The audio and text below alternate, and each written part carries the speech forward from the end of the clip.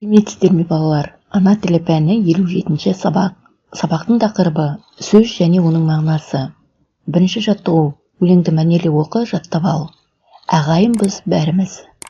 Жақсылыққа, бақытқа талпынған әр уақытта. Бала біткен дос бауыр, болмасын еш тосқауыл. Ақ біз қара сарымыз, ағайын біз бәріміз. Ортақ болсын асқартау, жеміс толы бақша бау. Болсын жермен суды ортақ, болсын бізге туда ортақ. Ақпыз қара сарымыз, ағайын біз бәріміз. Өлең не туралы айтылған? Өлең әр ұлттың өкілдері туралы айтылған екен. Дос, ағайын сөздеріне мағынасы жақын сөздерді тап.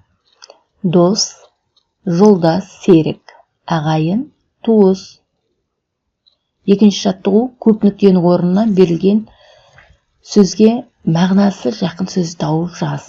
Сәлемдесу, амандасу, ұстаз, мұғалім, әдемі, сұлу, көрікті, алыс, ұзақ, жылы, ыстық, жылдам, тез.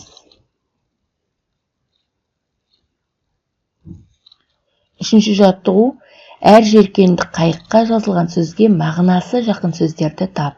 Әдемі, сұлу, әсем, батыр, батыл, ержүрек, әдепті, инабатты, ақылды деген мағынаны береді екен. Міне балалар, осымен сабағымыз аяқталды. Назарларыңызға рахмет. Сабақтың соңында балалар, бүгінгі сабақ бойынша өздеріңізді бағалайсыздар. Бұл жерде сандар берілген, сандардың үстін бассаңыздар, бүгінгі сабақта қандай баға алдыңдар, сол шығады екен. Рахмет балалар, сау болыңыздар. Назарларыңызға рахмет. Бастауыш сабақтар арнасына тіркелуді ұмытпаңыздар.